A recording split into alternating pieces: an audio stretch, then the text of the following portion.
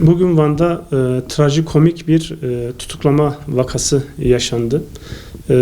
Bir müvekkilim Atatürk'e hakaretten dolayı bugün tutuklandı.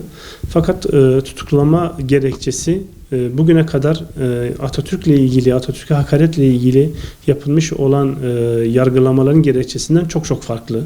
Önceleri Atatürk'e hakaret doğrudan suç sayılırdı.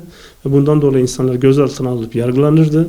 Sonraki aşamalarda bu bir adım daha öteye götürüldü. Artık Atatürk'ü sevmiyorum demek suç sayıldı. İnsanlar bu yüzden gözaltına alınır oldu. Şimdi ise bir tane müvekkilim Atatürk'ü övdü diye gözaltına alındı. Yani çok vahim bir durum burada.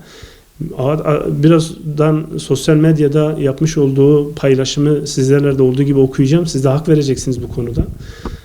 Atatürk'ü öven bir şahıs savcılar ve hakimler tarafından şu iddia ile tutuklandı. Yani sen Atatürk'ü seviyor olamazsın. Sen Atatürk'e övgü düzüyor olamazsın. Sen buradaki niyetin Atatürk'e hakaret etmektir dediler ve müvekkili tutukladılar. Çok vahim, çok trajikomik bir durumdur. Yani bugüne kadar bilmiyorum Türkiye'de benzeri bir örnek yaşandı mı yaşanmadı mı bilmiyorum ama Türkiye'de Atatürk'ü koruma adına yapılan bu trajikomik yargılamaların en üst seviyedeki bir örneğidir bu.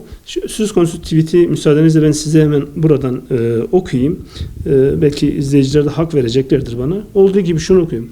Diyor ki müvekkilim, Atatürk çağdaş, laik, demokratik ve cinsel özgürlük ile bizleri muasır medeniyetler seviyesine çıkaran yegane kahramandır.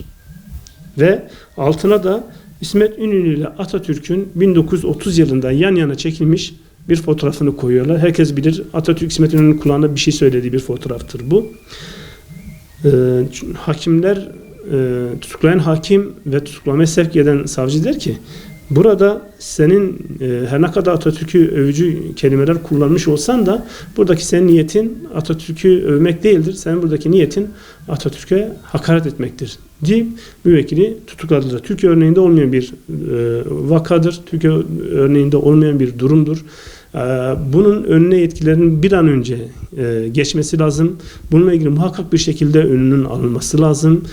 Yasal düzenleme yapılması lazım. Keyfi yargılamalara, keyfi tutuklamalara sebebiyet verecek tarzda artık insanlar sınırı aştılar. Haddi aştılar. Bunu bir an önce önüne geçmek adına buradan bu açıklama yapma ihtiyacı duyduk.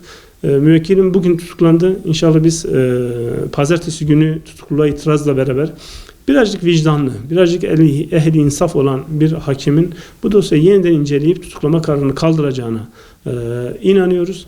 Ama bu mağduriyet, bu haddi aşmışlığın da milletimiz tarafından bilinmesini istiyoruz.